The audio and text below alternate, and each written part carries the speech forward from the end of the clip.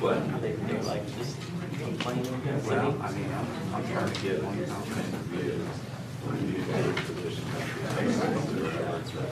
We were selected on another community that didn't get the grant. This community should have gotten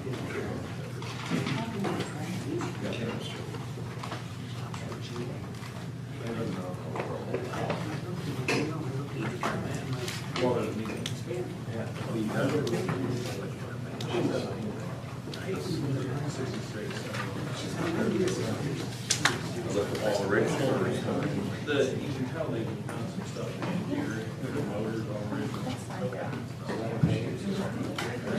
One has factory air. Right. No,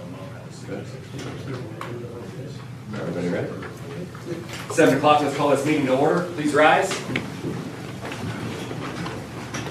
I pledge allegiance to the flag of the United States of America and to the republic for which it stands, one nation, under God, indivisible, with liberty and justice for all. Kelly, can you do roll call, please? Larry Fidler. Here. Greg Day. Here. Brandon Tanka. Here. Bryce Howell.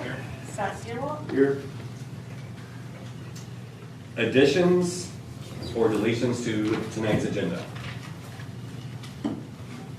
I will start by, we're going to shuffle some things around. Item number 10E, which is Resolution 2023-6. We're going to slide in between items 6 and 7. We're also going to add PCC hydrogen in between 6 and 7.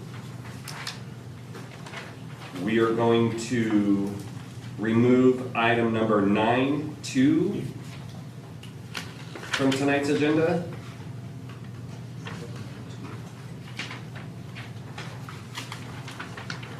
And under number 12, we're going to add 12-C to be labeled interim police chief.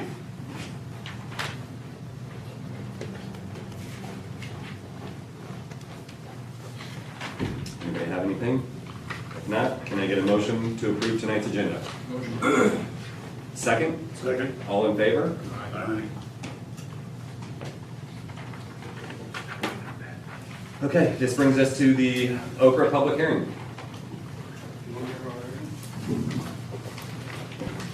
Good evening, council and public. My name is Mike Kleinpeter with Kleinpeter Consulting Group. I'm the Okra Certified Grant Administrator assisting the town with their grant application. Notice for this public hearing was posted in the banner graphic on June 2nd. The purpose of this hearing is to discuss our application to Okra in the amount of $600,000. We will be contributing a local match of $440,600 in local stormwater funds. We submitted a proposal to Okra. The Okra came out and did a site visit. Funds available for Okra stormwater project are limited. What happens is they score the applications, and once they score them, they start funding until they run out of funds. You have to meet 450 to be eligible for funding, but you want to score as many points as possible. Public input is an important part of this grant application. They do look at public hearing comments and also letters of support that are received from residents. I'll turn it over to Eric Smith to talk a little bit about the project. Thanks, Mike. Here's a map for council. I believe everybody has seen this, kind of a refresh, but late last year, we did an update to a previously completed stormwater master plan for the town to look at items that had not been completed from that plan, as well as new areas that need to be addressed with respect to stormwater. Developed a recommended project, and this map kind of shows all of the different areas. It's really kind of an all-inclusive project that really hits a lot of the problem areas in town. As Mike mentioned, the town is putting in $440,000 of primarily stormwater utility funds, And the total construction cost with contingency is approximately $727,000. And as shown on the graphic, the work includes Stardust Hills, stormwater improvements, Lazy River Road, stormwater improvements, Market Street, Stardust Way, Water Street, West Street, Doe Creek Drive, and Market Block stormwater.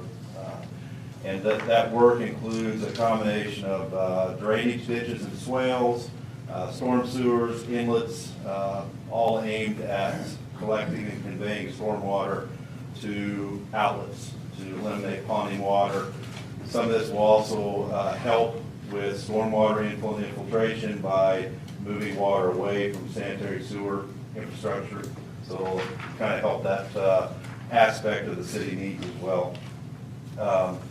If we're successful in getting funded, this is a project that could be designed in the second half of the year and could go to bid and construction early in 2024.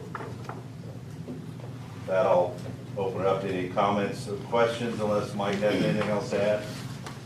Just one last thing, applications due June 30th, award announcements are mid-August. So we'll know mid-August whether we're funded or not.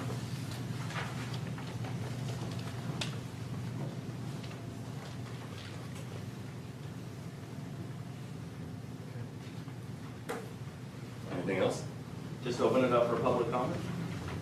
Any questions from the public? In Stardust, there are several storm sewers that have been put in years ago, and I don't know whether they're documented accurately or not in your endeavors that you've previously done. But no one has ever contacted me about identifying any of these or locating any of these for the preliminary investigations that you've done. We've used the existing reports and studies that have been done, as well as existing mapping. Actually went out there and did field checks. When we get into design, we'll actually go out there and can work with you and identify these and see what the best way is to achieve some of these drainage solutions. I would appreciate being contacted and being involved in the finalization of the construction work that will be done. Okay, we'll work with the city staff and make sure that happens. Anybody else? That's it? I got two other quick updates, if I may. Go ahead. Okay. I talked to Jason on the Ready Water Project. Just want to give you an update. We have our survey field work done, and we'll have a draft set of plans to review with Jason and the water staff probably by the end of this month. And then on the wastewater project, if you recall, we've been having meetings with our BOT contractor. They will have pricing for the project by the end of June. So we will be able to present that at your July meeting. So essentially, we can have what would normally be a bid. The bid process will be complete by the end of July, and then we can start working with the funding agencies. Thank you. That's it. Thank you. All right, additional appropriation public hearing. Are there any questions from the public on that matter? Okay, that hearing is closed. This moves us into resolution 2023-6. Jason? This is Kristen. Yep. Kristen Clary.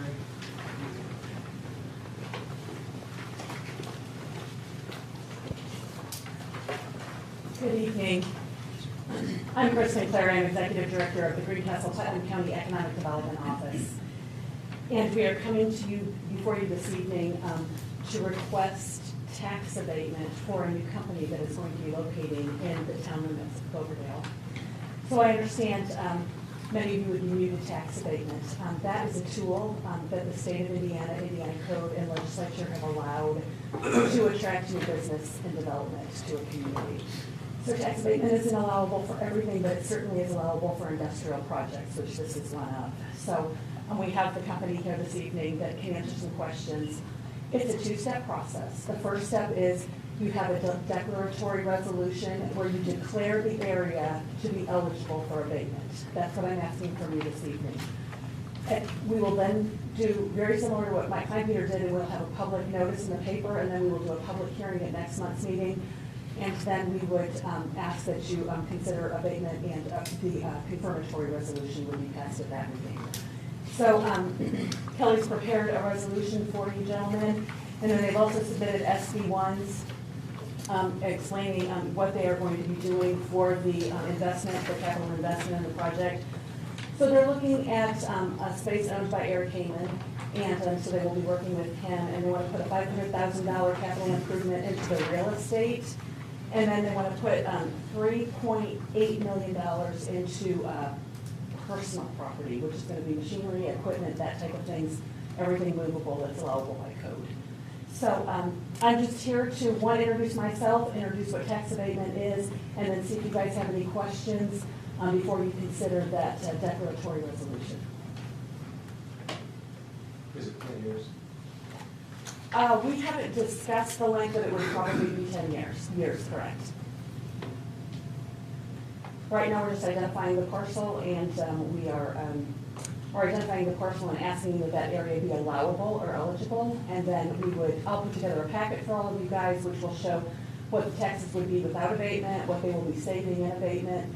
Another thing, the company is working with the Indiana Economic Development Corporation, the IEDC, and IEDC also has tax incentives that they have eligible for companies to locate to the state of Indiana. And so they look at the local unit of government to see if they are also partnering on the project and willing to offer local incentives, which tax abatement is. It also falls within a TIF district, so one of the steps in this whole process is we have to also go before the redevelopment commission, let them know that there will be abatement on land within their district, and there's a resolution for them to approve as well. Anybody have any other questions? On property, when you say property, how much property are we talking about? So this one I think is about 3.5 acres, 3.214 acres. Is what Just for this? Correct. So when we started this whole project, we just had the property description of everything that was about 70 acres. We have honed that down with Robbie at the plat office to say it's just the area that they are planning on building on. So correct, yeah, it's not the entire property. And they're only asking to abate the increase of what they're already paying in taxes. Correct. They'll So continue to pay what they're paying today. there's a minimal amount that they're already paying on that land within the tax bill of 70 acres. And you cannot abate anything that exists on county rolls. This is only new assessed value to the property that we're looking at abating. And where's this property? You're familiar with the concrete plant? Yeah. To the west of the concrete plant is Duke's substation. Yeah. This basically was set to the north of the substation.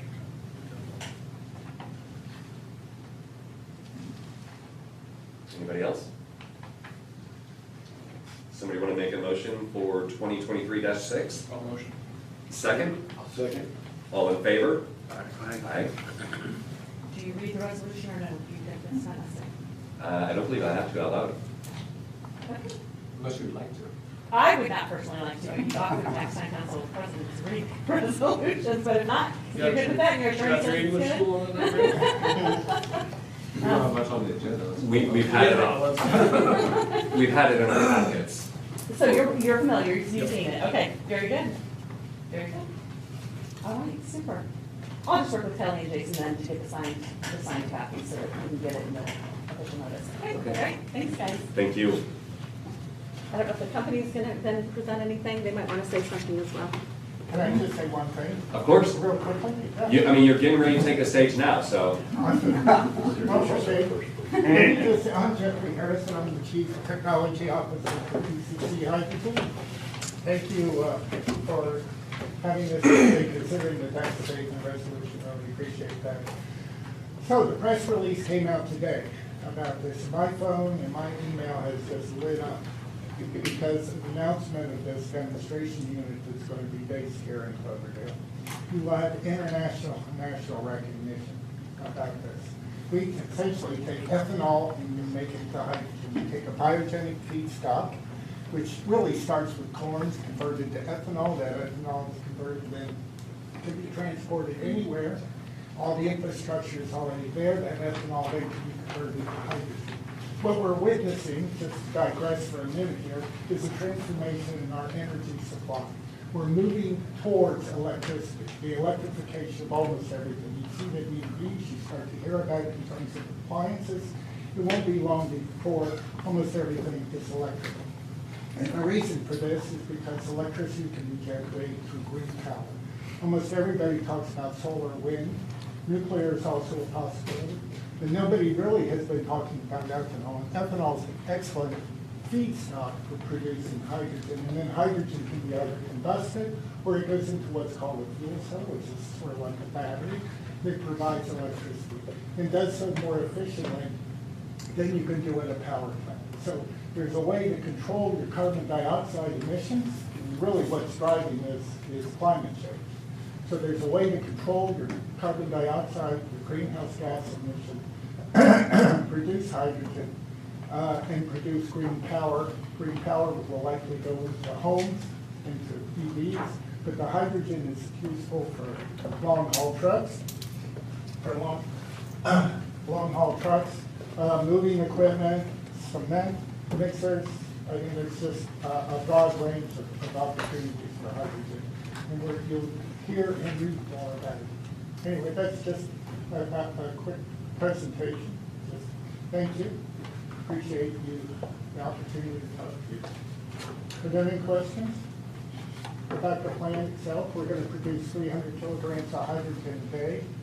We'll need 660 gallons of ethanol to do it a day. How many people are we going to employ? Yeah, that's a good question. At least 10. You want to answer that? Including in the tax abatement. Can you do me a favor? Can you step up to the microphone? Sure. Introduce yourself. My name is Greg Wood with PCC Hydrogen, and I'm also with Edge Materials in the Rotary Concrete business. When we submitted the tax abatement documentation with Kristen's help, we estimate conservatively that once we get fully up and running next year, that we'll have 8 employees, hopefully more, but 8 once we get fully operational. We estimate the average wage would be $60,000 per employee. Do that simple math, it's about $480,000 per year, plus competitive benefits, health insurance, 401k, and so forth on top of that. This is a demonstration plant to start, but it's our intention to expand it. And it will become a full production and a commercial unit for offtake for hydrogen and carbon dioxide that will be produced with the product. Does anybody else from PCC want to talk or elaborate on anything? Oh, I should have introduced. This Please, is Dana go ahead. Boyd, and this is Eric Heyman. Hang out there. Thanks again, everybody, for the opportunity. I'm Dana Boyd with PCC Hydrogen and also Edge Materials. A couple other things to expand on as we grow the opportunity here for us. As Jeffrey indicated, this little modular plant, demonstration plant, is going to be visited by people from all over the world. We're working with several different companies right now to actually see this system. The process itself, with the catalyst that we actually have, is patented. The process is. It's very unique. And we're the only one in the world doing this. It's kind of unique. So one nice thing about it being in the Corn Belt here in the Central United States, we have ethanol in major abundance to us. So it's kind of a nice opportunity to help full circle, if you want to say, right here in our local economy, to utilize hopefully ethanol right across the interstate from us. So is there any other questions we can answer or any other questions you have? So I know obviously we have met several times. You plan on being operational by when? Our goal right now is to have the plant, virtually the test phases done in the first quarter of next year. Be fully operational by the start of the second quarter. The door will on the curriculum, anything if you want to say. But that's our plans right now. We hired a company based out of Texas, Houston, Texas area called Plant Process. And they're actually developing the complete system, working with our patented catalyst technology to develop the actual production plant for us. and be shipped here on site. The production plant's it's really kind of small. It's virtually like 3 container skids. It's like 30 by 40 roughly. But we'll utilize the roughly 3.5 acres virtually for truck maneuvers and turnaround and storage of the process itself. So the actual production plant, again, will virtually fit inside this room. So, any other questions you have? I will say on behalf of the town, it's exciting, first of its kind, here in Cloverdale, Indiana. If you don't get excited about a new opportunity business like this coming to our town, maybe you're in the wrong town, but because this is exciting stuff, regardless how you look at it. Thank you. Well, thank you, to everybody else. I look forward to seeing this hopefully come to fruition and see possible expenditure that we've talked about. Once it gets off and takes off and hits the ground running, that's always a possibility as well. Absolutely. Thank you for your time. Thank you, guys. All right. Approval of minutes from the May 9th, 2023 regular meeting. Motion. Second? Second. All in favor? Memorandum of executive session dated June 7th, 2023. Is there a motion? Second? Aye. Are all in favor? Aye.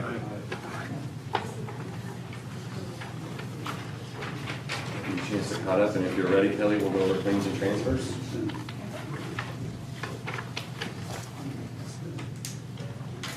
From the general, $239,367.64. Is there a motion? Motion. Second? Second. All in favor? Aye.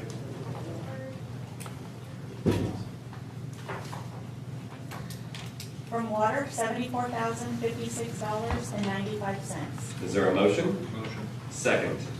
All in favor? Aye.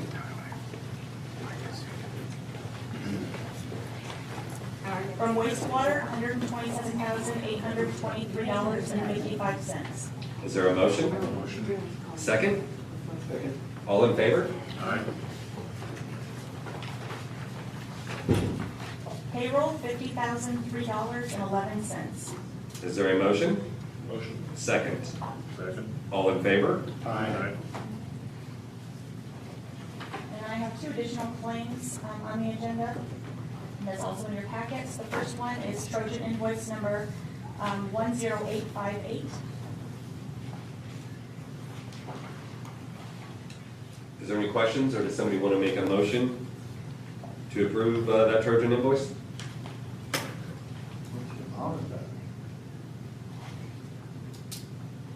What was that for? It's for UV lighting in the wastewater plant. It was ordered by Troy, the wastewater plant operator. Okay, I make a motion to pay this invoice. Is there a second? Second. All in favor? Aye. And this additional invoice is from Utility Supply Company. It's number 1443862 in the amount of $3,500. Is there any questions, or would a member like to make a motion for approval? What's it for again? It is the annual maintenance contract for our meter reading system. Motion. Second? Second. All in favor? Aye.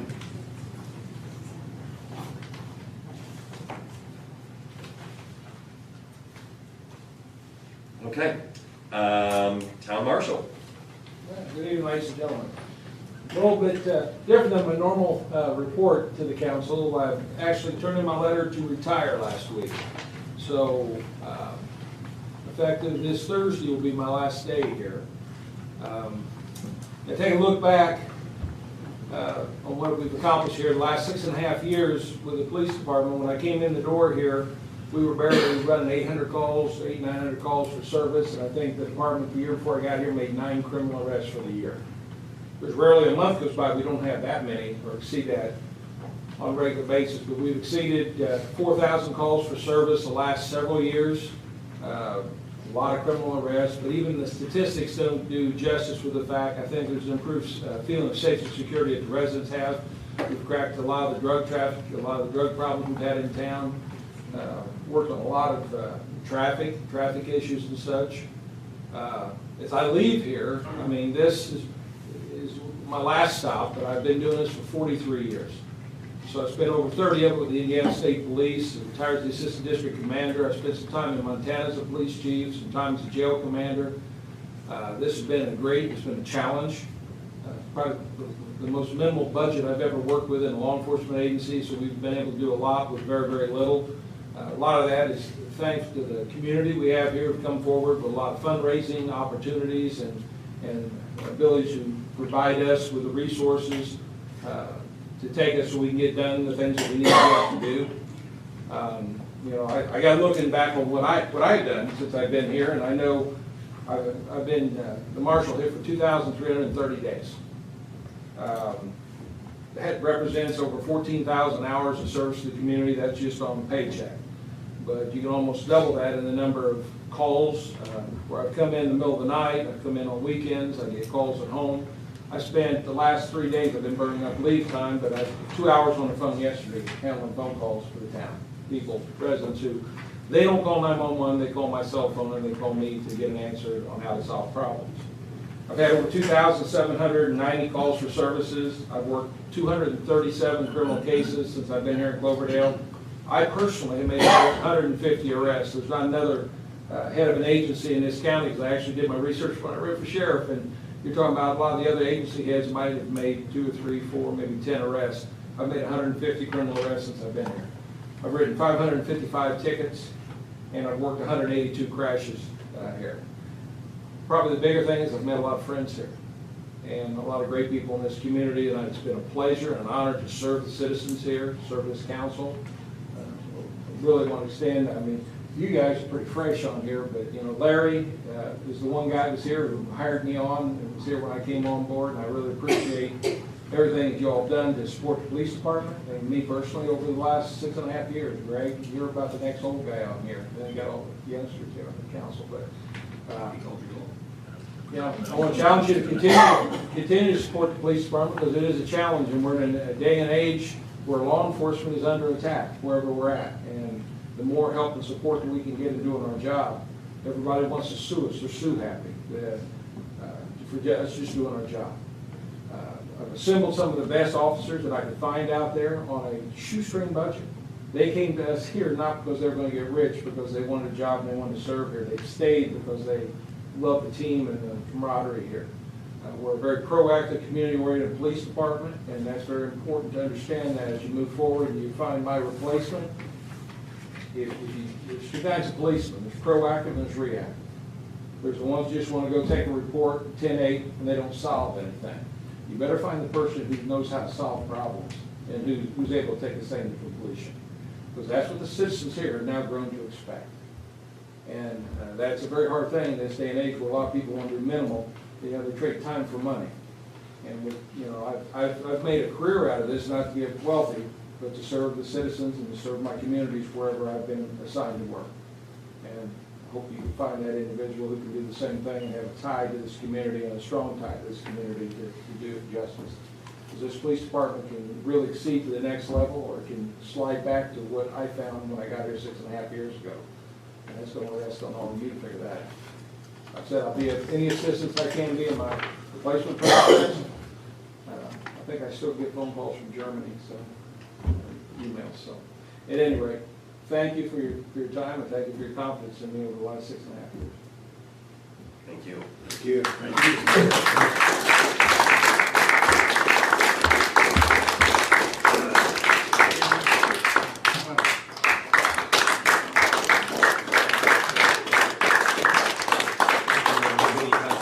Want to say anything? I would like to say, just on behalf of, I grew up my whole life in the horse show business, done it at the world level, have buckles that say I'm a world champion. And it's really cool when the people come to the arena and the constant compliments we get on not only you, but your entire staff and the department you've built. And I've been here for almost 4 years now. We've had 2 thefts. I think in the entire time the arena's been there, we've had under 10. And we're most of the time booked 46 weeks out of the year. So that's really freaking cool. and you've done a hell of a job. Anybody else?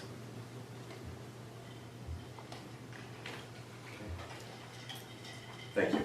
Yes, sir. Moving on to the SRO contract renewal. It is my understanding, again, we're talking about for Cloverdale only. It is my understanding that the school board approved the renewal of the SRO. Nothing has changed in that contract, so just looking for a motion to approve that for the next year. Motion. Is there a second? Second. All in favor? Aye. Thank you. So that's just the same contract that we're currently under? With Cloverdale. Cloverdale only. Jason? 30 seconds. Before you get, what about the second SRO officer? Do you want to elaborate, or do you want me to? Well, so I thought we had a good contract till we had our meeting. And now that's been bouncing back and forth between South Putnam, Cloverdale, and Rick's been helping rewrite it. I honestly, I've been on this last week, not sure where it's at, the final version of that. I've seen some email traffic back and forth. We need to get some resolution on that because I know we have an officer. We have, The classes are in this month, wasn't it's the end of the, yeah, it's the end of this month. it? Yeah. So we're trying to figure out how to get that individual selected. We do have, what, how many applications, guys?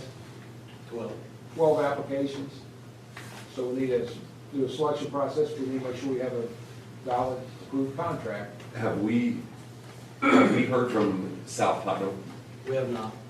My understanding is, we sent out an email asking where they were at, if they had any applicants applied, and we haven't received a letter back, an answer or response.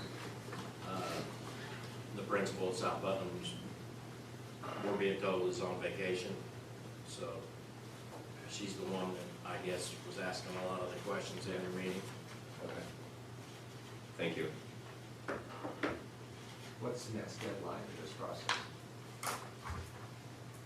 I'm gonna get with Rick in the next day or two, find out when that email was sent, and we'll put a follow-up into them because, as you're aware, they wanted to be a part of the selection process. And we closed the application process back on the Memorial Day weekend. Right.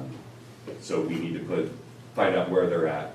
I'll follow up with Rick. A comprehensive plan update for all of Putnam County, but as part of that, you all elected to participate in kind of a town focus area plan. So we had a workshop here a couple months ago, that was early April. So I'm just kind of providing an update on that, kind of some of what we heard at that meeting, and then you'll be getting the kind of draft, like I said, sub-area chapter for Cloverdale here in about a week from us, and ask that you review that and provide any comment, question, or feedback. Also, if any of you want to talk offline, I'm happy to do so. Like I said, at that workshop, attended by some of you, some of the folks that were here, Dana that just left. So, as part of the comprehensive plan process, we look at demographics, kind of trying to understand existing conditions in the community, take that snapshot, as well as what we heard from residents, interested community members at the workshop, and translate that into a series of goals and recommendations. In terms of kind of the current demographic snapshot of the community, so there's been just over an 8% population decline, 2000 to 2020. So kind of number one goal is to stop that, right? And that's going to be through a combination of attracting some employment generating businesses, as well as developing or diversifying housing opportunities in alignment with that. Also, the median age, 43.9, so that skews a little old, almost 6 years older than the state average. In terms of housing, it's about 63% owner-occupied to 37% renter-occupied split. Fairly typical with what we see across the state, a little bit higher on the renter occupancy. About 70-30 is more common, but that renter occupancy number is trending upwards in a lot of communities we work with. 13% housing vacancy, so that's a pretty high number. And I was kind of curious if that sounds right to you all, or has that maybe been corrected more recently as housing affordability has changed? What was that percentage? 13.7% vacant housing units.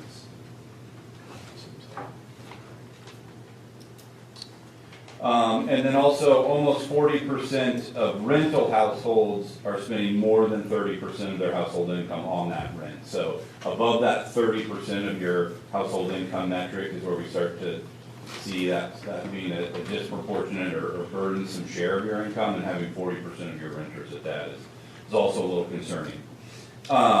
In terms of some of the key themes we heard at that workshop, certainly seeking opportunities for commercial and industrial development on the north side of town, improving downtown and aesthetics, as well as other quality of place initiatives, such as potential conversion of the vacated railroad into a trail or other bicycle and pedestrian amenities in the community, connecting the park up to the downtown with trailer sidewalks. Investing in the infrastructure to support that desired growth, as well as obviously establish business and neighborhoods. Eric, my colleague at HWC, is obviously working with a couple of projects, so you're already making great headways in that direction. Attracting affordable and diverse housing to meet community needs. So what we kind of see is, either single-family detached homes or apartment complexes, and not as many of the duplexes or some of the other housing types that can help address some of those affordability issues that we see with kind of land development and construction costs increasing so substantially. And then also considering some targeted annexation to increase land inventory for development potential and grow the tax base of the town, which I think is what this is all about, right? Making sure growth is tax positive, so that you all can operate a fiscally responsible town, and then use those revenues to create the quality of amenities that residents and businesses are looking for here. So the broader county plan is organized around 8 topics, so that's what we're carrying forward with the Cloverdale specific chapter. So it's land use, transportation, infrastructure, natural resources, housing, economic development, governance, and quality of place. So we'll have 1 or 2 goals kind of under each of those headings, and then each goal is supported by a number of additional policies, strategies, action items, knowing that a lot of those goals can be pretty big picture and long term. So we want to make sure this is usable and useful for you, so that's why it's about translating those broader topics into the kind of day-to-day action. So as Jason is answering phone calls from property owners or people interested in development, as the planning commissioner, you all are asked with evaluating rezonings, annexations, tax abatements, all of those things, that there is a guide in place to help inform some of those decisions and inform the community members about the potential or possibility for what may be coming in the future. So I know you got a big agenda, so I wanted to keep it pretty brief. I'm happy to answer any questions. Like I said, there's going to be a lot more specific information forthcoming. So I just ask you to please give that a look, because we think this is really important. And my contact information will be coming with that if you don't already have it. And like I said, happy to. That's what I was going to ask for, was your contact. Yeah, and I've got some business cards I can grab here. Like I said, happy to talk offline if you'd like. Yeah, any questions?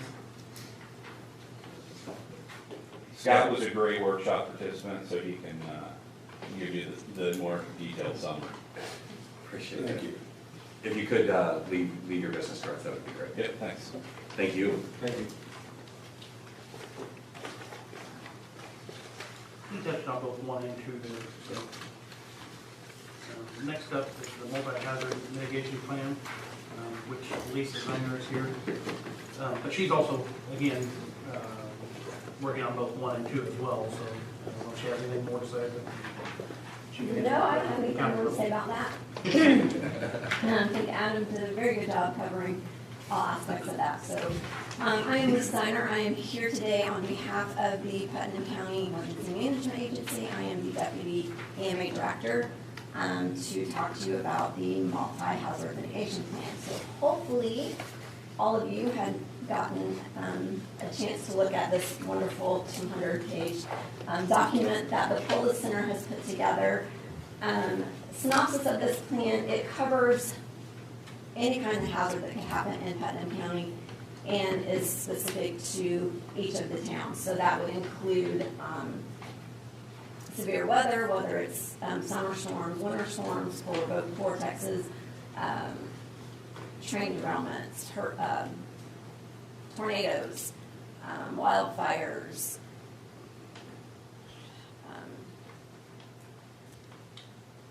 mass fatality and mass casualty. So those are different. Fatality is mass deaths. Casualties are mass injured. So school shootings would fall under the mass, could fall under both categories, mass casualty and mass fatality. So any type of hazard that would come in the county. So I do have a resolution. It's very short, but I will go ahead and read it because I neglected to send that out to you, so I apologize. So this would be a resolution to adopt the 2023 Putnam County Multi-Hazard Mitigation Plan, whereas the town of Cloverdale recognizes the threat that natural hazards pose to people and property within Putnam County and the town of Cloverdale.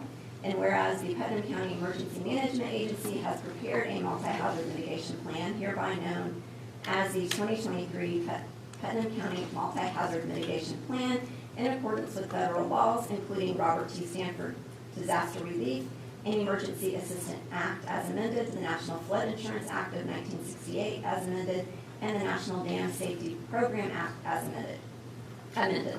And whereas the 2023 Putnam County Multi-Hazard Mitigation Plan identifies mitigation goals and actions to reduce or eliminate long-term risk to people and property in the town of Cloverdale and Putnam County from the impacts of future hazards and disasters.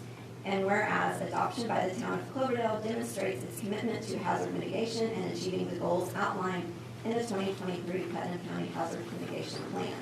Now therefore be it resolved by the town of Cloverdale, Putnam County, Indiana, that Section 1, in accordance to local rules for adopting resolutions, the town of Cloverdale adopts the 2023 Putnam County Multi-Hazard Mitigation Plan.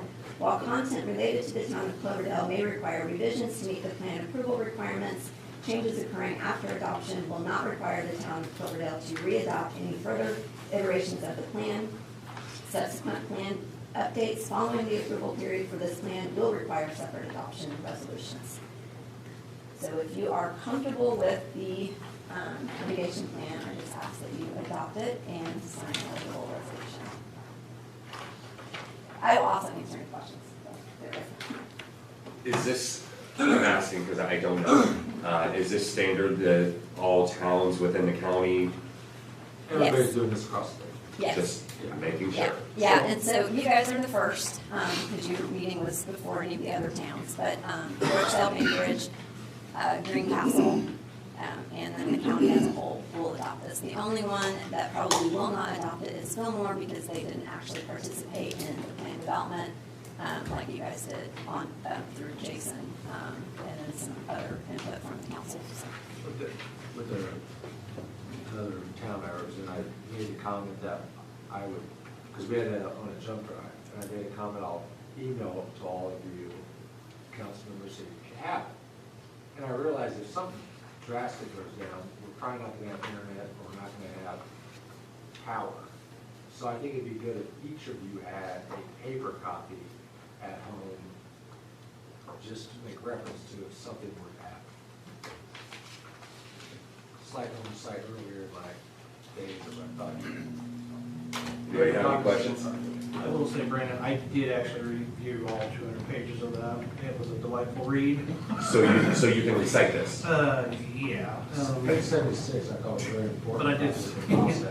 But I did submit several to Dave Costin, the 911 director, with some things I know they didn't agree with. So I I've not read yours, I've read several that probably are fairly similar, except for the picture on the front. Okay. Does somebody want to make a motion to adopt Resolution 2023 Multi-Hazard Mitigation Plan? Motion. Second? Second. All in favor? Aye. This is like most documents, you don't read it till you need to, and I'm glad that you have it. Thank you. One last thing, as part of the funding for this mitigation grant, the county has a match.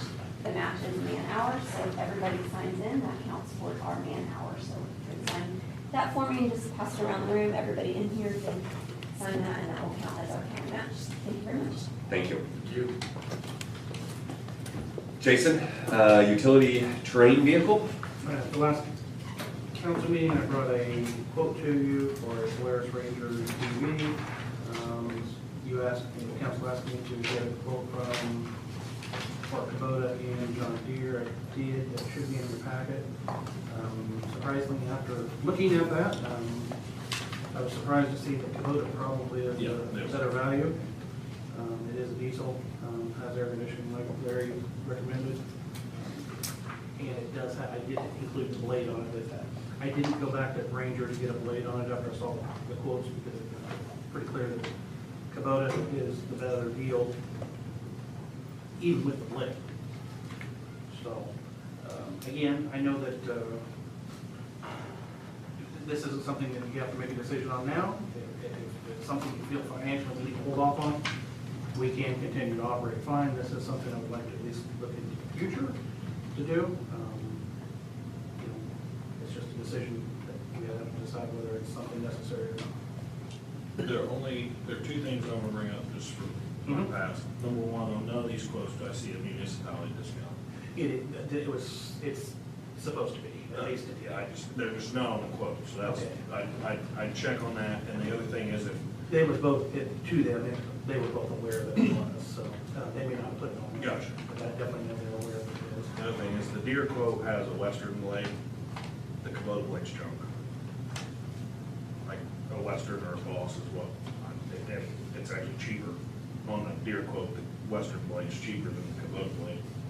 I just would, having sold these things for 6 years, the Kubota blade's not a very good product. Can the, Humphrey sells Boss too. Okay. So they could give us a quote on what a Boss blade would run. That's my only two things, just because I didn't see on any of them where there was a municipality discount or government discount. I definitely know they're aware that it was, when I had that conversation. Does anybody want to make a motion for any of the three quotes, or do we want to table this? I don't know, Kelly, we kind of talked about this, but again, it's a financial. I will say, we just actually received some revenue that was, it's called supplemental income tax. And it's a supplement, it's something I had not planned on in the budget process. We didn't know we were getting it, and we just received it, and it was $26,000, which is pretty close to these quotes. So if you wanted to, that could be used, and that we wouldn't have to, we could preserve our water and sewer budgets for the big projects that are underway. I think it's a great idea. I think our employees, we use it tremendously. I was kind of shocked when I came here that we didn't have something like this. I would make a motion to approve the Kubota quote on finding out the cost difference between a Western and a Boss blade versus the Kubota blade.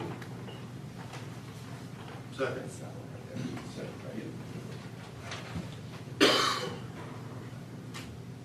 So there's the Kubota blade at $4,500, and then the Deere's quoting the Western blade at $4,400. So it's a better blade, cheaper. So that's my motion. Okay, Larry, I believe you second that. All in favor? Aye. Aye. Underneath the Kubota. All the quotes are in the Kubota. Okay. Bennington Way update. As I'm sure you're all aware, Bennington Way project has been delayed. We're into 3 issues. I know that I emailed you on this. three issues we ran into. One, we did not know that there was a sewer lateral coming from the hotel on top of the hill. So when we started digging, we did find that sewer lateral. So obviously that's something that's going to have to be relocated. There's a water main that is going to need to be deeper. It wasn't as deep as we thought it was. And in order to make an entrance into the corner property, the vacant corner property, it's got to be lowered to allow a drive into that. And the third issue is we did locate the natural spring that everyone has been talking about for years. We actually located that, and saw the water coming straight out of the ground. So obviously, when we found these three things, we had conversations with HWC Engineering about how to address them. We didn't want to proceed until we had some engineering done on that. So that kind of put us to a stop. This is about 3 weeks ago. So as of last Friday, we do have the new engineering on that, how the design is. There is a cost difference in the project of $27,000, $27,000 even, and that was from the same contractor that's doing the project. We did get credit for some of the stormwater, but the utility, the water and the wastewater relocation was more. So there is a little bit of cost difference there. It was about $60,000. So to get everything done is $27,000 to make all the adjustments. That's, it's obviously something that we really have a choice in if we're going to do it properly. That does include an under drain to eliminate any of that, hopefully eliminate any of that spring water that's going to continuously flow. It's going to be an under drain under the curb and take it all the way to Beagle Club Road. So unfortunately, those are things you just don't know where they are until you start digging, and that's where we are with it. Nice thing is we did get a credit on stormwater. Say that again? We did get a credit on stormwater. And the additional 27,000 would be pulled from? Water appreciation fund, most likely. Yeah, the money's there, just every time we spend more, it just leaves less for the remaining projects. But it's okay, so. Kind of into this motion to move forward. Yeah, we know how much. I was going to ask if, I'm assuming every council member saw the email forewarning us about this, correct? So I think it'd be best for us to vote on this tonight. We've now documented completely where that stuff is now, though, correctly? Yeah, we know exactly where everything is. It's been completely re-engineered. That's what took us a little while to get the engineering done after we found exactly what we had. I mean, unfortunately, it's tough to engineer something you can't see, and we had no idea that the sewer lateral was there. The town does not have any records of sewer laterals, unfortunately. So when you start digging, you start to find things you don't know. Yeah, it's to the hotel. You have more than one. There's just one. It's just one sewer lateral up there. So there's 4 businesses. They all go to the west. Wouldn't you think there'd be 4 laterals? Those all connect to the main along 231. And as a matter of fact, if we do have any more businesses in that area, that's one of these conversations we had. That lateral just comes from Beagle Club Road along the east side of Bennington way up. If any businesses locate north of the old Holiday Inn, for example, it will be connected due west to 231, basically north of McDonald's. So we had that conversation whether it made more sense just to expand that as a main all the way up to that property. But we're not going to have that need. We're going to go, if we do, it'll go due west from the old Holiday Inn site, due west and connect right there at 231 where you start to do the on-ramp to I-70 East. So it'll just continue to be a lateral. All right, Greg made the motion for the additional 27,000 even. Is there a second? Can I ask a question? I'm sorry? So we have a GPS system, right, to locate utilities? Are we being disciplined to make those updates? When we're putting those new things in, absolutely. Excellent, thank you. Mm-hmm. And I want to start locating laterals as well. They're not necessarily the property of the town, but it's nice to have that information when a customer comes in and looks at And they'll say, can you tell me where my lateral is? And we can say, no, we have no idea. But it'd be nice to be able to say, yeah, we have that information. It's still your lateral, it's still your responsibility, but yeah, we can help you find your lateral. So we've got that ability, and that's. I believe Scott seconded Greg's motion. All in favor? Aye. Okay. Next item, Jason? Beagle Club Road, we did get, obviously, we got funding for Beagle Club Road through CCMG.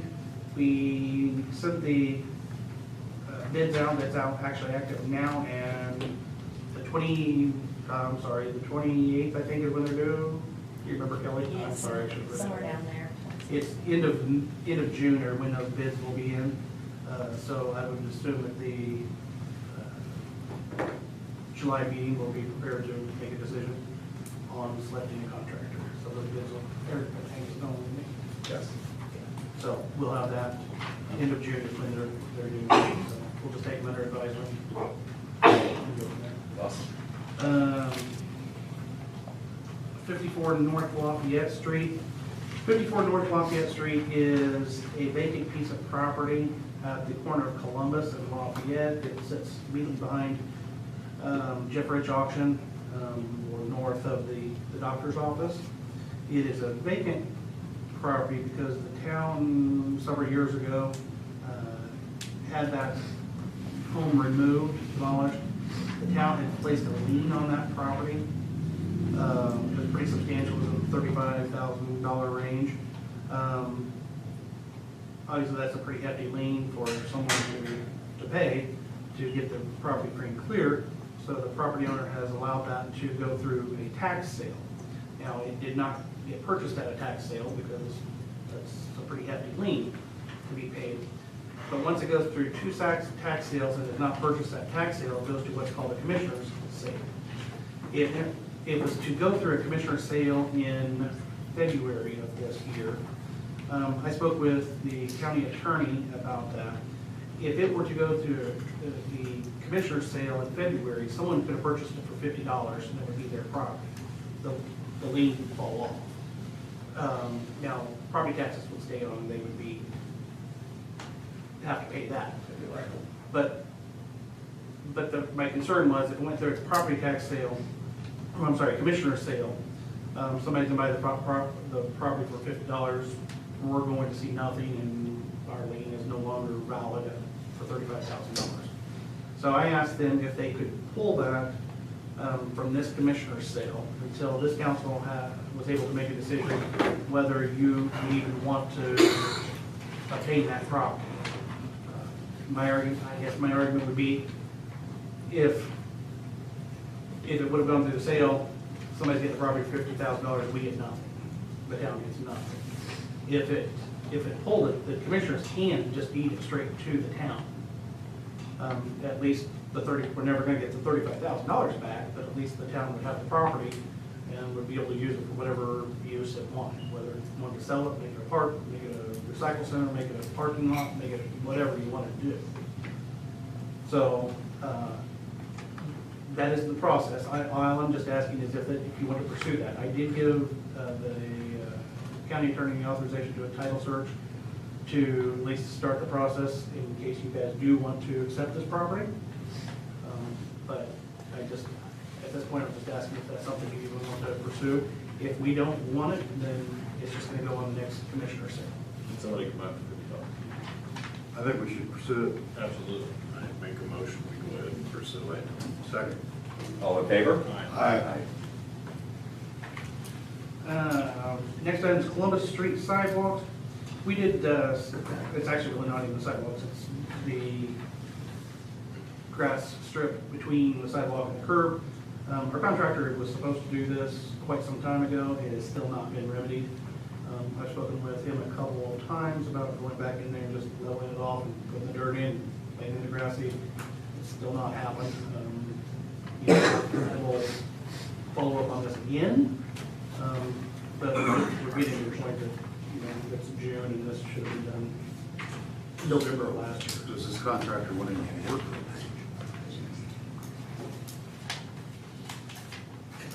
We would be need to take that into consideration. I think we should take it into consideration very heavily. Maybe construction or contracting. Was this just part of the deal, or is there a tie dollar number enough for this? You know, he knows he's supposed to do this. He was injured on that job apparently, and I think just had a hard time getting back to it. But still, we need to do that. And honestly, it's not that much work to do. I would say if he's already been paid for it, maybe a stern phone call from you, but if not, a demand letter from Richard that it needs to be finished. Yeah, and I'm okay with that. I mean, I think one more phone call would be appropriate. But there are people that are not happy about it, and people want their front yard to look nice, and it looks bad that we've not followed through. I'd say one phone call from you again and bring it up at the next meeting if it doesn't happen, and then we go to the ground. Okay. Flowing wastewater? I just got back today. We had sent the wastewater agreement that both Eric Smith of HWC and Mr. Shagley had agreed on. We sent that to Poet probably maybe more than a month ago. I get today a response from them. I've not sent it to you, I sent it to Eric first, and I'm going to let you see. Okay.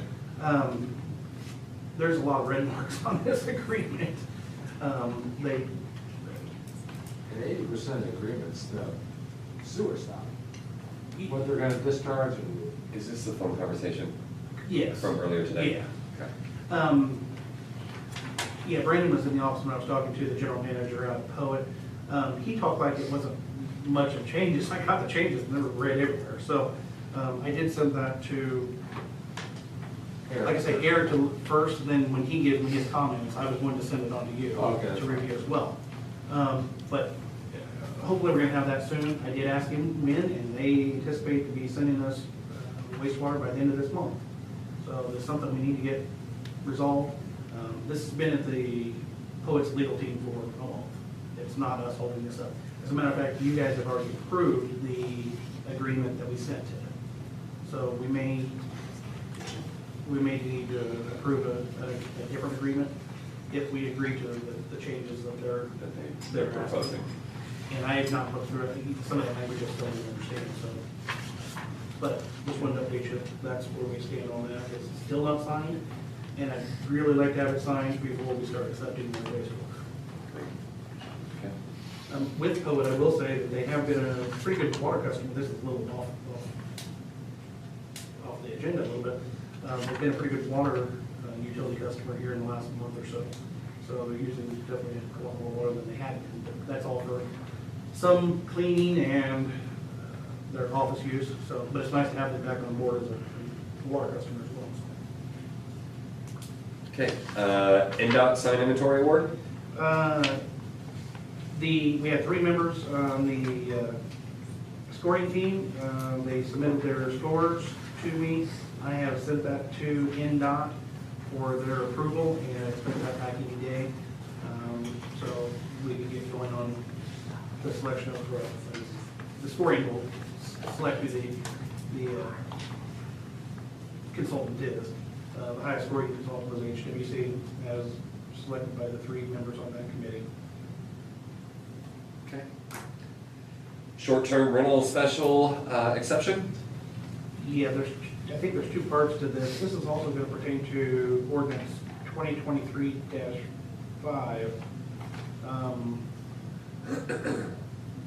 Is that your second part to this? Yeah. Okay. And I think, is Barb, she was back there. Barb's here. Barb was here for the meeting. No, she wasn't for that meeting, was it? It was you that was there. Sorry, Barb. Greg was at the meeting. You can kind of, if you want to take it from here. So basically, they want to have a Airbnb short-term rental up to 30 days in a property. They're going to completely renovate the building. Could turn into be a really lucrative market for us. We asked a lot of questions, had a lot of answers. Most of them, all of them were satisfactory. We went ahead and recommended that that we would recommend it to the council, that we go ahead and approve this. And it wasn't just specific to that, it's for all of HCB, which is the historic downtown business district. So we can hopefully start utilizing some of our vacant buildings. There's several people that have Airbnb, people from the arena. And that's, I think where the big push was the arena people for weekends and whatnot, to have a rental place that they can call home for the weekend or the week. And it is a 30-day, we would follow the county ordinance, which is I think, a 30-day max day.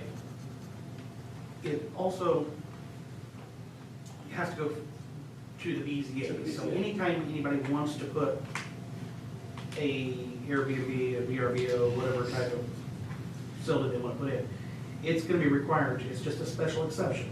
It's not changing the zoning ordinance. It's adding it as a special exception. So For that owner, so for that specific changes. location.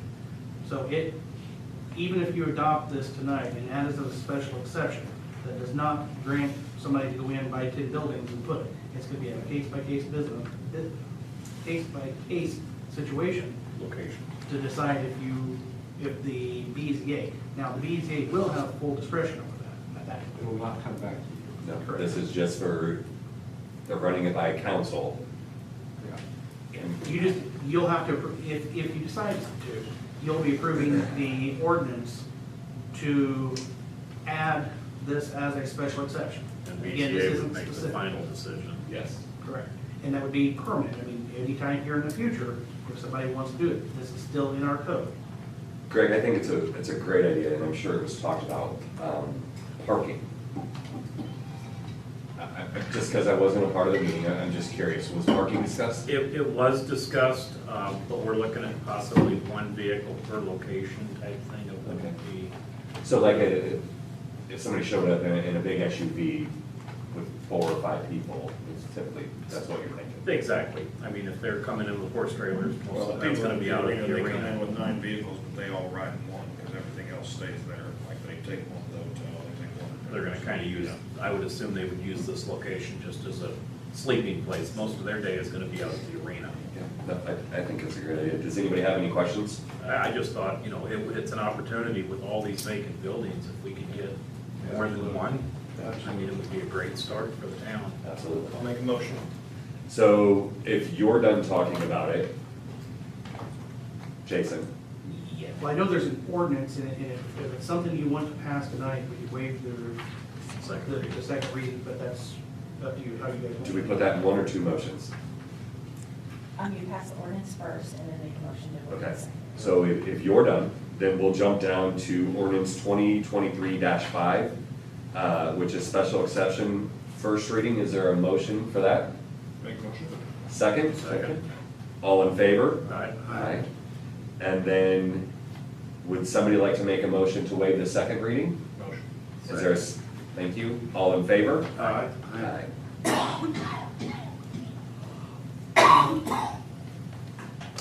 Okay, I'm done. thank you, Jason. Leave? No. Right, but we don't do this.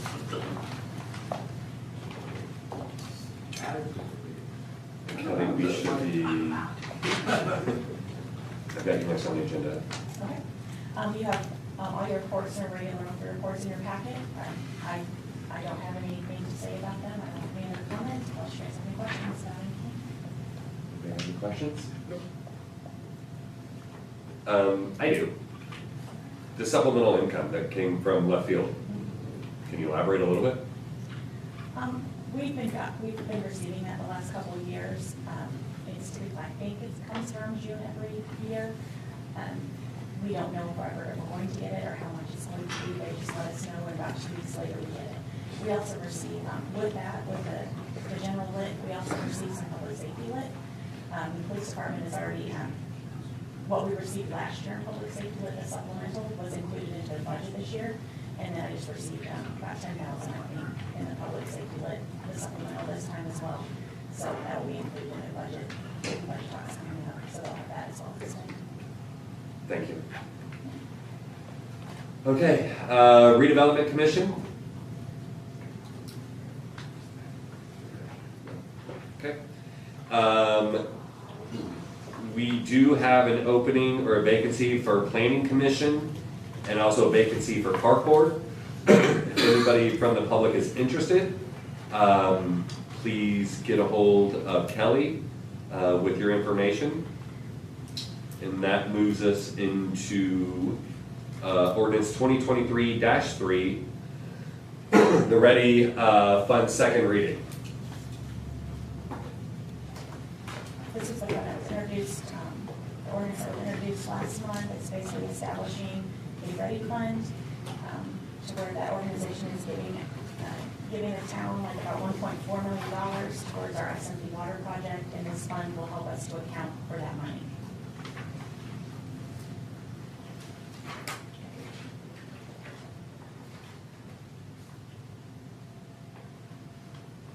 Okay, is there a motion? Motion. Second? Second. All in favor? Aye. Aye. Ordinance 2023-4, amended salary ordinance. This will be the first reading. The changes are marked in red on the salary ordinance, and basically the only change is adding a second SRO position under the police department for the second SRO that's been talked about. Any questions? If not, is there a motion? Motion. Second? Second. All in favor? Aye. Aye. Resolution 2023-5, additional appropriation. This is what was advertised, it was in the paper, and then the public hearing was had earlier. Basically, this appropriates all the money for the second SRO, as discussed previously. The town would front the money, and that would be reimbursed by both schools. The only other item that is in here is the supplemental lit income. The 26,000 is also in that number. And, oh, no, one more thing. The county edit sharing, the $100,000 that we got from the county that we're going to use for, what project is on? One project. Yeah. The water main, we look at the NDOT. The NDOT, okay, yes. So the county has been providing us with edit money, and that's been going into a special fund, but it needed appropriated. So that $100,000 is appropriated, so that we're able to spend that money from the county to pay the bill. And I believe that is all that's in additional appropriation. Does anybody have any questions? If not, would somebody like to make a motion? Motion. Second? Second. All in favor? Aye. This brings us to the resolution 2023-7, Ochre grants.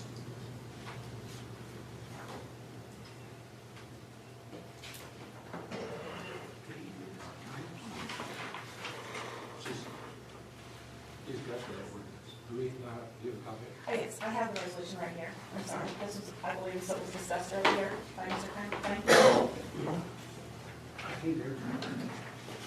I didn't sneak out.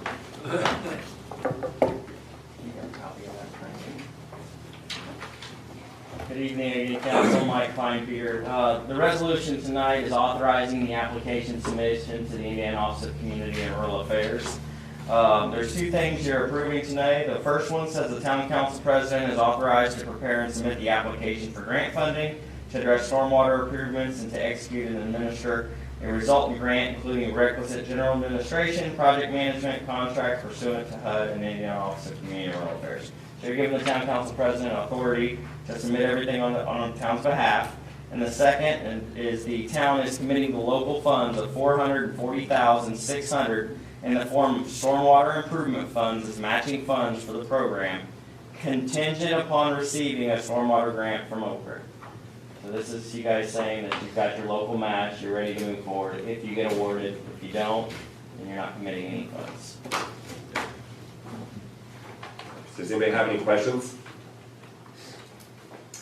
So we're going to go with two motions here. The first one being for myself in the grant funding portion. Is there a motion for that? Motion. Second? Second. All in favor? Aye. Aye. And then the second portion to this is the local match by the town. If nobody has any questions, does somebody want to make a motion? Second? Second.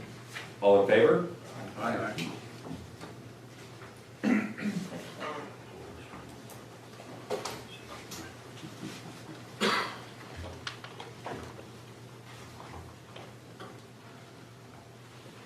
Old business, there is none, I apologize. Let's move to Stardust, under new business, Stardust speed limit. I don't know who added it. I did. Yes, sir. I would like to ask the council to consider lowering the speed limit in Stardust Hills. I have, there's approximately 22 speed limit signs, and we probably only need 2. One entering and one exiting, because they ain't gonna pay attention to the rest of them. Anyway, with that being said, we have no sidewalks, some inadequate lighting, and with that being said, a lot of kids out on the street on their bicycles, whatnot. And we also have to, if we can't do something with the speed limit, we're gonna have to enforce that speed limit.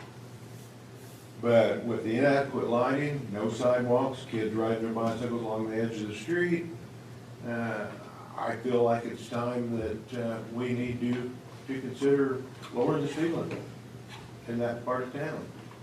And maybe in other parts of the town as well. Yes, sir. This subject has been proposed previously to the board, and while I don't disagree with the comments that Mr. Stilwell has brought to the attention of the board, there hasn't been any new street lighting installed in Stardust Hills for over 20 years. The fact that we don't have sidewalks that's true. Not all of the town of Cloverdale has adequate sidewalks throughout the town of Cloverdale.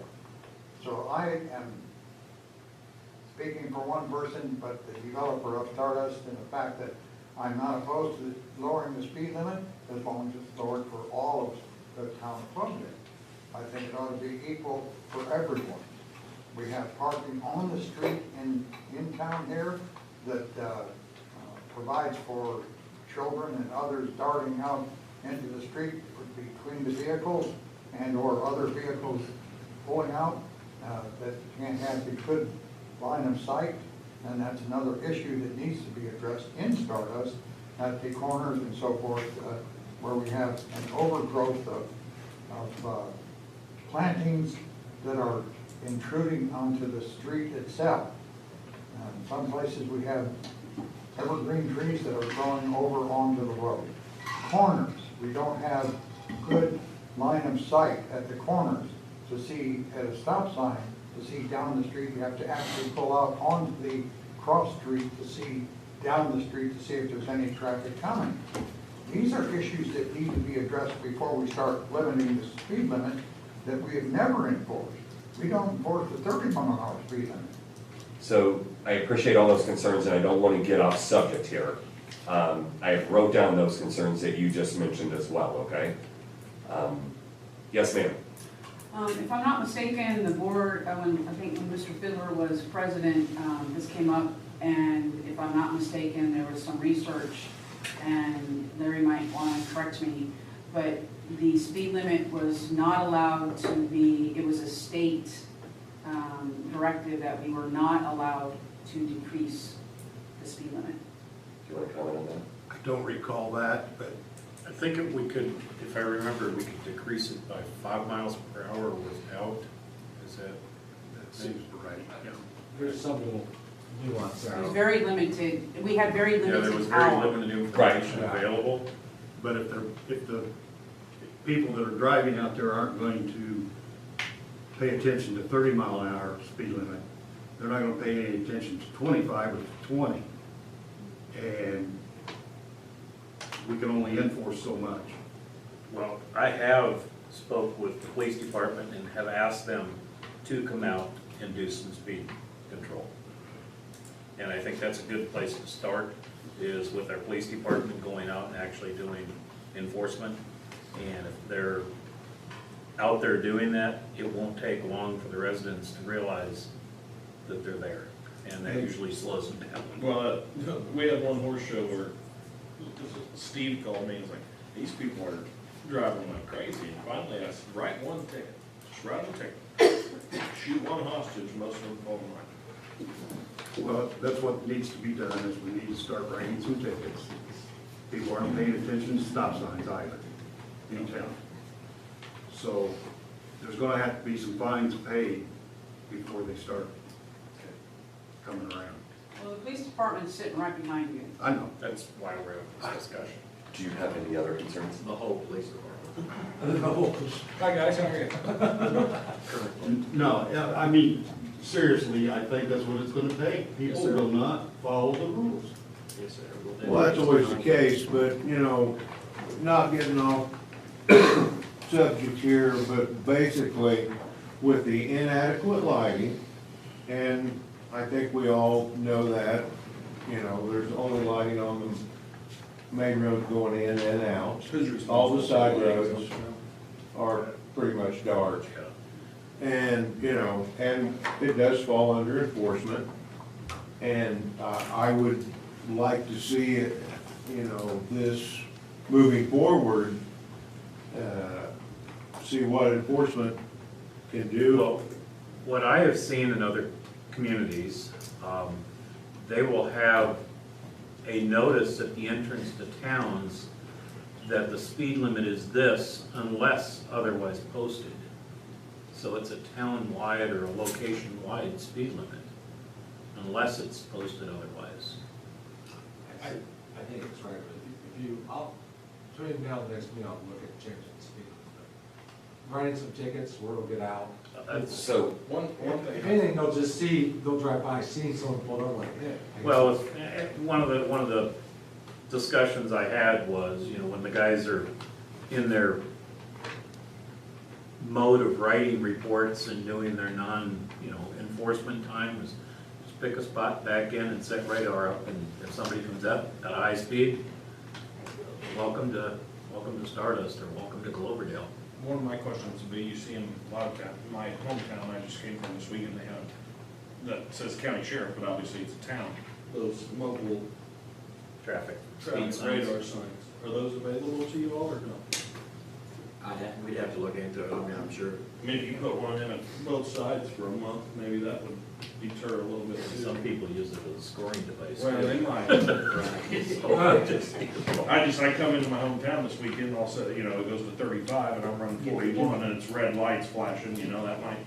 With those in Stardust, the road isn't wide enough to set a unit that size. I mean, you'd be impeding traffic in somebody's yard, but. Fair enough, just a question.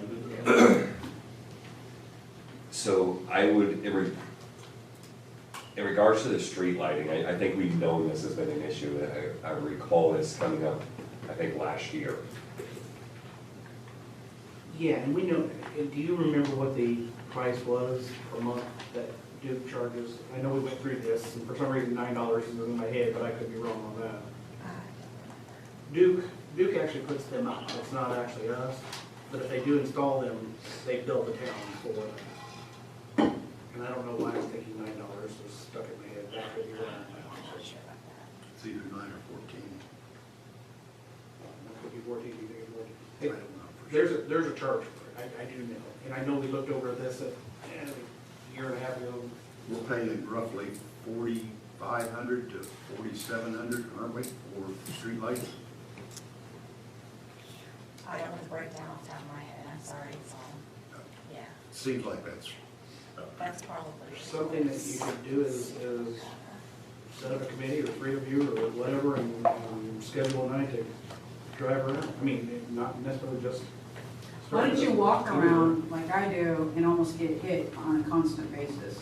Because there is no sidewalk. It's the truth. People just drive right at me and I literally have to just stand there, or I usually just, I step into somebody's yard because otherwise I would be dead many times over. Well, I think we have a plan of, we're gonna do more enforcement. That's the start, and then we're gonna have Mr. Shagley research the legalities or what it takes to change the speed limits. And Don, I'm gonna circle back to you. You were talking about overgrown trees. That's correct. Is this on town property? Is this an HOA thing?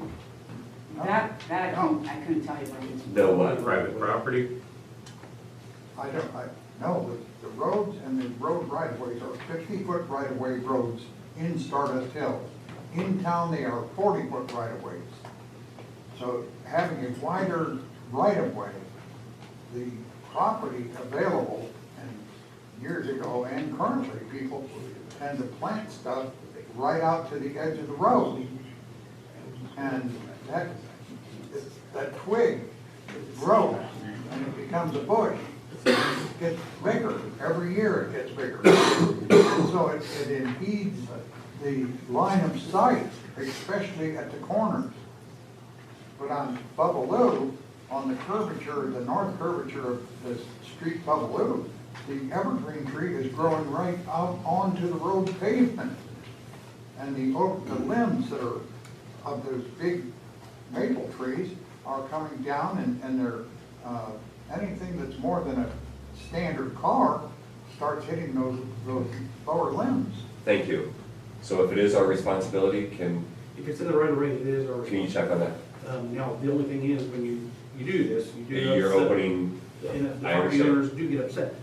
But I don't disagree with what he's saying, and I know the tree you're talking about. We had a dig there just not long ago, and I mean, it look- probably does need to be turned back. Look what Townsend's doing to the trees in town right now. Yeah. Yeah. Same concept. Now is the perfect time to do it, because we can blame it on town. Yeah, I mean, it's the same concept, right?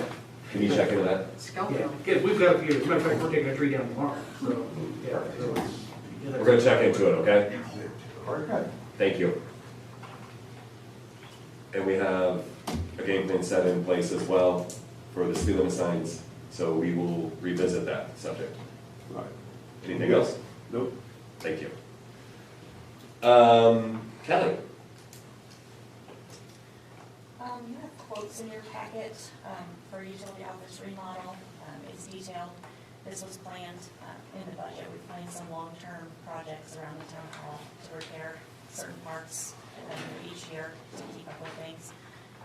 The main thing is it's going to be putting a door in the utility office between the utility office and the entryway, essentially closing off my office, which is the records room of the town hall.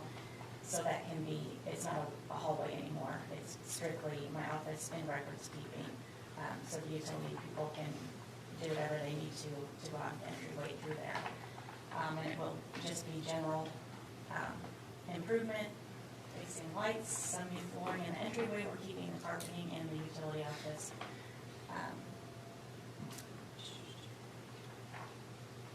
Yeah, mostly just that, just updating the ceiling. The lighting has already been updated, so we're not touching that. And then we're doing the old box lighting in the entryway. There's still some old box lighting that we're gonna take out. So I will elaborate a little bit. Last year, Kelly, Larry, and myself met. This is one of a few items at hand that need to be updated in town hall. Nobody can get to Jason's office without walking through Kelly and Rebecca's office, or vice versa. So yes, renovations, updates, since we're obviously not going anywhere, need to happen. And then this is step one in the right direction, in my opinion, guys. And this is budgeted for, right? This was budgeted for. Yeah. So if anybody has any questions, please ask. If not, I would like to ask for a motion for approval for Ross renovations. What budget would this be coming from? This comes from the CCD fund, which is for its capital improvements, it's for improvements on buildings. And have we had bids for the job? This is the only quote I received. I have sought out many quotes, and I received either no contact back, or I had one person contact back and say, come out for a price to give us a quote, and I submitted. And I even reached out to a local contractor. Don't want to name them by names, but I gave him more than one opportunity to come visit, and it was a no-show. How much was the bid we received? $16,680. And is there anything like, other than, having to walk through and all that, that requires the renovation? There are other issues that I don't want to go on record saying, yes. That and protection of the records is important. Because right now, it basically be in a hallway. If you time it when you come through, you have access to. But other than that, from a legality standpoint, other than securing the records, is there any need for this? The one thing I would argue is when someone comes to see me, they'll usually come to the front door. And it's kind of embarrassing when we have to tell them to go outside and come around, then come in the side door. You're protecting your asset. So it's kind of a. I get how they come here. You're also protecting your asset and making it more user-friendly. Yes, sir. So this remodel of this office is to allow for foot traffic to come to that office to get to Jason's office. Is that correct? That's one of the benefits. And secure the records. And in simplicity, that's what it is. It's one of the. Could we not have a couple of signs made and have a buzzer system set up here that when you're in the office, you could buzz people in to release the lock on the door for a hell of a lot less money than this? We've talked about that as well, but it's also the police department as well, too. It's not just. They've got a lock on their door. But if they want to have somebody to, No, I understand, but people come to the front window that want to talk to the police department. so they can have a buzz in as well, if Oh, someone sure. is here. But if nobody's in the office, there's no need to coming in here. That's why they need to go to the front and talk to the receptionist. Council, do you have any questions? Or does somebody want to make a motion for Ross renovations? Or do we want to table it?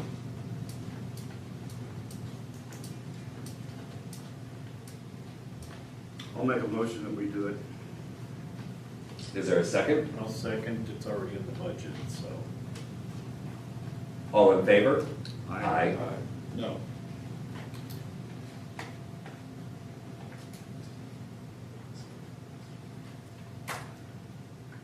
Okay, interim police chief.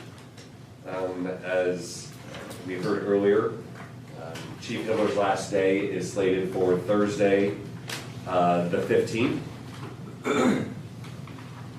We, as a town, need to promote within a interim police chief until the new police chief is agreed upon and hired by the town. Does anybody have any recommendations or nominations for the interim police chief to take effect starting this Friday, the 16th of June, 2023?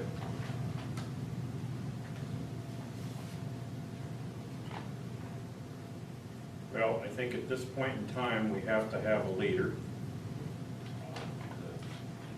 The most qualified individual we have at the current time is Adam. So I would make a motion that he act as the interim chief until we do the interviewing and hiring process for a permanent chief. Anybody else with recommendation or nomination? If not, I will close that. We need to vote on that? Yes. I'll second it. All in favor? Aye. Aye. And then do we need to vote again? Or that was it, right? That's it. That's The only it? thing you have to determine is the pay. Do we do that in front of everybody? We'll talk later. Yeah. Okay. At this time, open it up to the public. Any questions? Don? Well, a couple of questions. Number one is that we have had an RV move into Stardust Hills. I believe it's on lot 71, Buffalo Road. And I do not think they have any building permit or permit to locate. I've notified them that they're in Pardon me? violation. I've notified them they're in violation, they need to remove it. Are they in violation of the town or violation of Stardust Hills? Stardust Hills. So I this, think the town also has a hand in this. so I'm gonna stop because this is creating a conflict of interest. Because he represents Stardust Hills and now he's speaking on behalf or for Stardust Hills, not the town of Cloverdale. And I understand that. I'm not saying that, I'm not accusing anybody of a conflict of interest. I'm just saying that there is an obligation on the part of the town of Cloverdale as well. There's currently an action taking place. It is a conflict of interest because he is your attorney also, and he's already made them aware. Mr. How you can't act on this violation? So, are you familiar with this? Please enlighten us. The town code, does not prohibit that. It actually allows it, and as a matter of fact, I'm glad Lisa's here because I had this conversation with her about this as well. Aren't you glad? No, she's not I here. bounced this off of her. Our town code does allow you up to 1 year. I'm not sure I necessarily agree with that, and I think we need to look at addressing this or maybe checking this out. But it does allow you to have a recreational vehicle for up to 1 year. And I think the intent, the section it's in, they call it temporary residence or temporary building. I can't remember, I wasn't prepared for this. But up to 1 year, and I think that the purpose is to allow someone, if their house catches on fire or they're building a new home or something, it's not intended to be a permanent residence. But the other requirement is that it must have some way of getting rid of its waste. And whether it's in a self-containment, have it dumped out, or connecting to the water or wastewater. In this case, these folks have connected to the town's water. Supposedly Baker is going to be dumping for them. Now, we've kept an eye on this to see if they're disposing of the waste on the ground. I don't believe that they are. I've been by there a few times, and I don't believe that's happening. It is something I'd like to look at. I have had conversations with the HOA about this as well, and I know that John is working on that with Mr. Shagley about the HOA does have some teeth in it. Okay, so from, My situation is that he doesn't have a permit from anybody. If this ordinance is in effect, and I've had my secretary trying to look it up with all the ordinances that are online, et cetera, and she has not found that. She's got a whole pack of them, but she ain't found that one. If that is a part of an ordinance for the town of Cloverdale, it certainly should have a second paragraph that says something to the effect of having a positive plan and permit to build. I don't disagree. And there ain't room for both these subjects on this law. yes, ma'am. I was just gonna say, as far as the pumping of the sewage, if Baker's doing that, they are required to provide pump and haul tickets, so that's something that they can provide to the town to prove that they are in fact pumping that, so. Thank you. Yes, sir. As a member of the Stardust Hills Board, Don knows that we have looked into this several times. The day they moved in, Jason's been in conversation with us. Richard knows, Shagley knows exactly what page, what paragraph that he has cited them. It's been addressed big time. The HOA can be more restrictive. How long have they been, if our ordinance is a year, how long have they been there? But the HOA can be more restrictive. The HOA has their rules Yeah. that precede ours. So you could say it's okay, but the HOA could say it's not. Bless you. And they would control. It sounds like it's This is currently in the HOA's legal hands. So I'm going off of, and I saw you raise your hand, but I'm going to keep going here. Yeah. We're going off of what Jason's saying from the town's perspective. Unless you have provided something otherwise by your lawyer, right, or whomever you have searching ordinances, it falls back on the HOA. I do think we need to address this. I think it's, but we're not ready for it yet. Tonight's not Well, the- because we've got the same situation happening on Lincoln.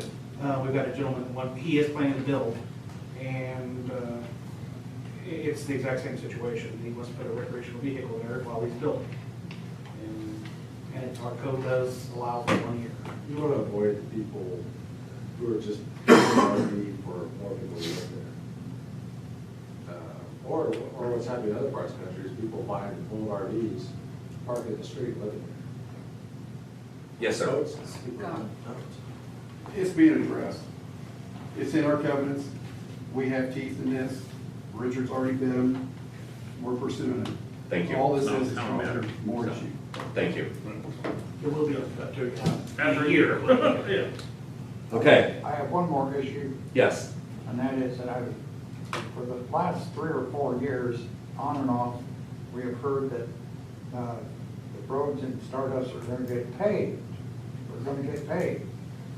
Well, my question is, are we on some type of agenda to get this done, and when? Stardust Way is in, if you heard the stormwater project, that is included in that project. That is the only project we have going The only on. road that's in Stardust that's targeted to be paid. Correct. Okay, well, I hope we can have enough Durapatch available for the rest of them. Is there anything from Stardust HOA? No. Okay. Any questions from anybody else? Council? Okay. Let's call this meeting adjourned.